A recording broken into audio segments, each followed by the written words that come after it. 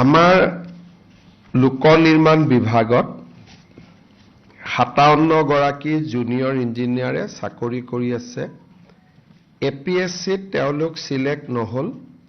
তেওঁলোকক আমি ৰেগুলেশ্যন 3Fত চাকৰি কৰাৰ সুবিধা দি থকাৰ সিদ্ধান্ত গ্ৰহণ কৰিছো। আজি আমাৰ কেবিনেটত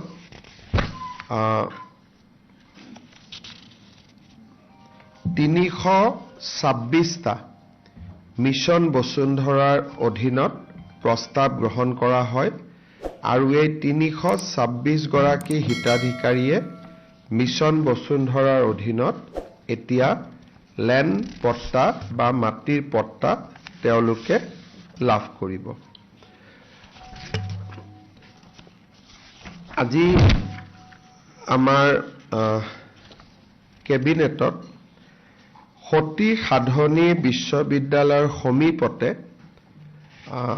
এটা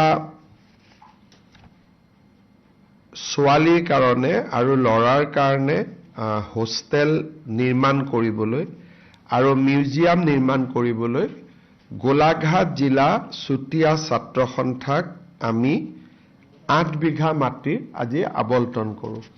অৰ্থাৎ সতী সাধনী বিশ্ববিদ্যালয়ৰ ই অংশ নহয়, কিন্তু সতী সাধনী বিশ্ববিদ্যালয়ত পঢ়িবলৈ অহা ছাত্ৰ ছাত্ৰীসকলৰ বাবে গোলাঘাট জিলা চুতীয়া বিধানসভা নিৰ্বাচনৰ প্ৰাকক্ষণত ৰাজ্যিক কৰ্মচাৰীসকলৰ বাবে অসম চৰকাৰে এটি বৃহৎ উপহাৰ দিছে, কিয়নো ৰাজ্যৰ শিক্ষক কৰ্মচাৰীসকলে বছৰ বছৰ ধৰি এইটো তেওঁলোকৰ এটা বহুদিনীয়া দাবী আছিলে। সেই দাবীটো আজি আমাৰ পূৰণ হয়। আজি আমাৰ কেবিনেটে বৰাক উপত্যকাৰ শ্ৰীভূমি জিলাৰ পাথাৰকান্দি সমষ্টিত এখন কৃষি মহাবিদ্যালয় স্থাপনৰ অনুমোদন জনায় আৰু এই কৃষি মহাবিদ্যালয়খন 122 কোটি টকা খৰচ কৰি নিৰ্মাণ কৰা হ'ব। বৰাক উপত্যকাৰ এইখনেই প্ৰথম এগ্ৰিকালচাৰেল কলেজ হ'ব। ইয়াৰ আগতে বৰাক উপত্যকাত এগ্ৰিকালচাৰ কলেজ নাছিলে। আজি আমাৰ কেবিনেটে গুৱাহাটীত জাহাজ নিৰ্মাণৰ বাবে ইণ্টিগ্ৰেটেড চিপয়াৰ্ড আৰু কণ্টেইনাৰ, আপোনালোকে যেনেকুৱা দেখিছে কোচিত চিপয়াৰ্ড আছে, কণ্টেইনাৰ আছে, ডাঙৰ ডাঙৰ জাহাজ বনায়। আজি আমাৰ গুৱাহাটীৰ ধাৰাপুৰত এনেকুৱা চিপয়াৰ্ড আৰু কণ্টেইনাৰ বনাবৰ বাবে এটা উদ্যোগক কেবিনেটে আজি মঞ্জুৰি দিয়ে। ভাৰত A2Z প্ৰাইভেট লিমিটেড তেওঁলোকে এই উদ্যোগটো স্থাপন কৰিব 475 কোটি টকা ব্যয়েৰে। আজি আমাৰ কেবিনেটে শিলচৰত পলো টাৱাৰ হোটেলক এখন 5 ষ্টাৰ হোটেল নিৰ্মাণৰ বাবে মঞ্জুৰি প্ৰদান কৰে। পলো টাৱাৰ লিমিটেডে এই 5 ষ্টাৰখন নিৰ্মাণ কৰাৰ বাবে 103 কোটি টকা ব্যয় কৰিব আৰু এইখন শিলচৰৰ প্ৰথম 5 ষ্টাৰ হোটেল হ'ব।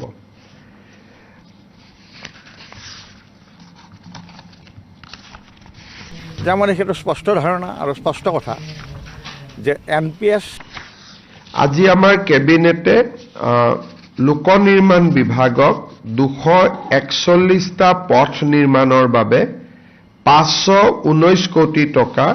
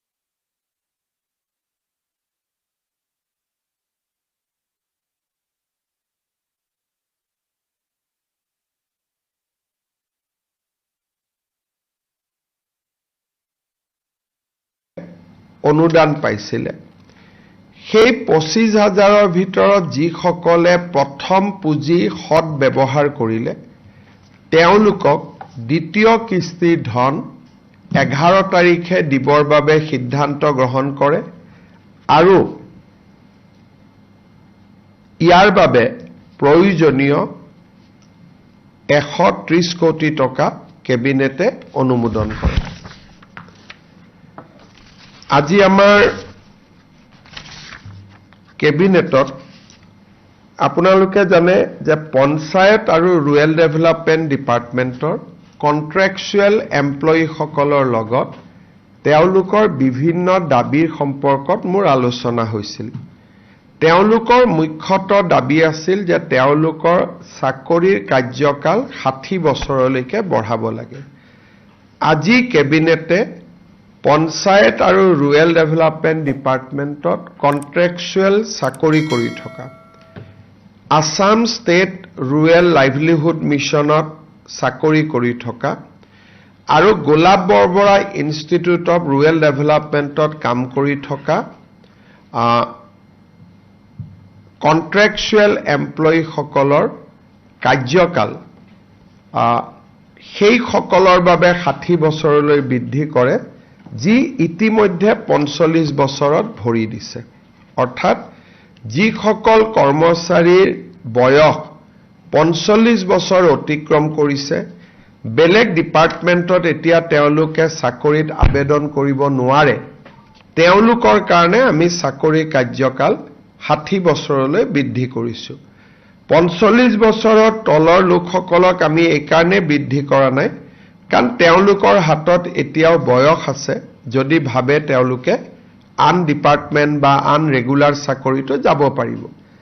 কিন্তু যদি তেওঁলোকে বেলেগ ডিপাৰ্টমেণ্টত চাকৰি নকৰে আৰু PNRD ডিপাৰ্টমেণ্টতে কাম কৰি থাকে 45 বছৰত তেওঁলোকে ভৰি দিলে তেওঁলোকৰ দাবীটো আমি বিবেচনা কৰিম। তাৰমানে এতিয়া 45 to 60 years or 58 years, 55 years, 56 years যাৰ হৈছে তেওঁলোকৰ চাকৰি কাৰ্যকাল নিশ্চিতভাৱে 60 বছৰলৈ বৃদ্ধি পালে। কাৰ বৃদ্ধি পালে?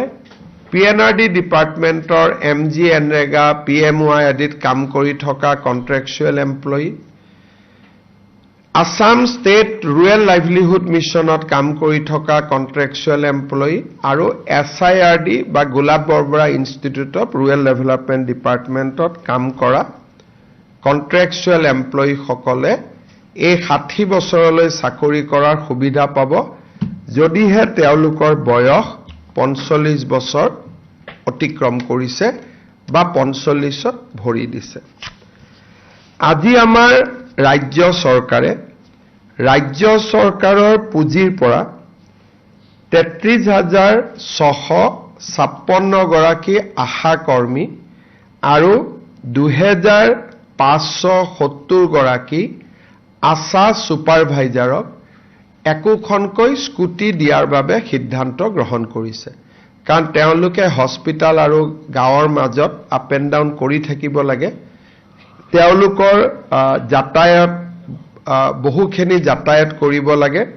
সেইকাৰণে আমি তেওঁলোকক আশা এক্সপ্ৰেছ যেনেকৈ আমি ASRLMত কাম কৰা জীৱিকা সখী বাইদেউসকলক সখী এক্সপ্ৰেছ দিছিলোঁ এওঁলোকক আমি আশা এক্সপ্ৰেছ দিম যাৰ জৰিয়তে 33,656 গৰাকী আশা কৰ্মীয়ে একোখন স্কুটি পাব আৰু 2,570 গৰাকী আশা কৰ্মীয়ে আশা ছুপাৰভাইজাৰে বা আশা ফেচিলিটেটৰে 2,570 গৰাকী তেওঁলোকেও চাকৰি পাব। কোনোবাই যদি আশাৰ কাম বাদ দিয়ে তেওঁলোকে স্কুটিখন চৰকাৰক ঘূৰাই দিব লাগিব যদি আশাৰ চাকৰি বাদ দিয়ে। ইয়াৰ পিছত মই আপোনালোকক কেইটামান গুৰুত্বপূৰ্ণ সিদ্ধান্তৰ ফালে লৈ যাব খুজিম। আজি আমাৰ কেবিনেটে BTCৰ বাবে বড়োলেণ্ড টেৰিটৰিয়েল কাউন্সিলৰ বাবে এটা নতুন বিকেন্দ্ৰীকৃত ক্ষমতাৰ হস্তান্তৰ কৰে আৰু সি কাৰ্বি আলং আৰু ডিমা হাছাওৰ বাবেও প্ৰযোজ্য হ'ব। PWD, water resource, flood control এই ডিপাৰ্টমেণ্টত বা ইৰিগেশ্যন যদি 10 কোটি টকাৰ তলত কাম হয় তাৰ টেণ্ডাৰ এতিয়া BTC, কাৰ্বি আলং আৰু ডিমা হাছাও কাউন্সিলে কৰিব, কিন্তু সেটেলমেন্টটো চৰকাৰত হ'ব। কিন্তু প্ৰাৰম্ভিক টেণ্ডাৰ কৰাৰ অথৰিটি আমি BTC, ডিমা হাছাও আৰু কাৰ্বি আলং কাউন্সিলক আমি হস্তান্তৰ কৰিছোঁ।